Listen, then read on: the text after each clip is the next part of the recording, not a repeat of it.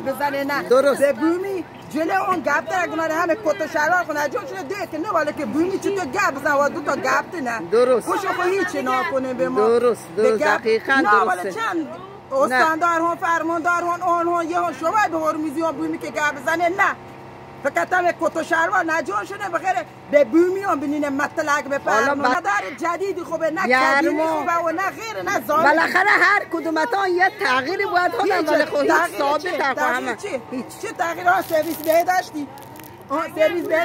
سرویس بهداشتی سهاره که هیچی نینه چی هست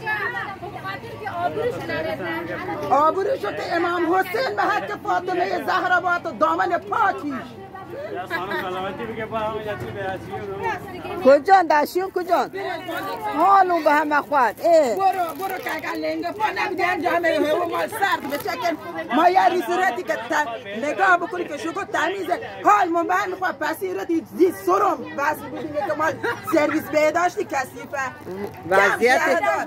ما خومون به ما خومون هم شهرداری هم گفته ما خومونی ما نه گفته ما نه شهرداری الان فیلمتونه برای استانداری بخشداری کلانتری سپاه هر جبری من حاضرم از هیچ به هرمز نرسیدن چه نرسیدن به غیر پول نجیب خونه زدنن چه نکردن به ما بومی چه نکردن وقتی اگه ما خونه به سرحدیونه به غریبه که نهونده هرمزی هم بینین اینجا توی سری بخو به شافه توی کتوک زندگی بکن نه شهرداری خوبه نه بخشداری هیچ اتشان همه بله همه نه بندری بیاد مینوی بیاد غیر بیاد یا هرمزی هیچ اتشان فقط هم کت و شلوار نجون خوب کنه دو تا گفته کهته دید که بگن ها نوالیم به دو تا بویمی که گپ بزن نبیده جارو ندادین میگی را تا اون را کم شهردار نمونه شهردار نقشی چه نیجا؟ اصلا نه شهردار نه بخشدار نه هیچ تاشون جون هیچ تا نه؟ ما خوب همه ناترسون خود نخون هیچ کس ناترسون آفرین آشغال نرده ما خوب شد آشغالو نسونو مخرب که نبیدن ای رای بنده خدا اون ایران ما سنفر خب پای ورودی نایده نفر 30 تومن کجا هزینه نکردن؟ که مرگ سر شو مشت دوزن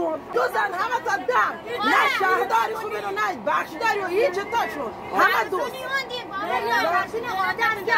که پیروزم بعد هونیم پشت داشتی نکرین شما داشتیون درست بکنی نه سرویس بهداشتی ما تمیز کنیم تمیز مرگ سر خود تو که نه به مردم نوارده کجا برن مسافر نهونه یا این زنو که ایجانی کنه کم جا برن صبر کن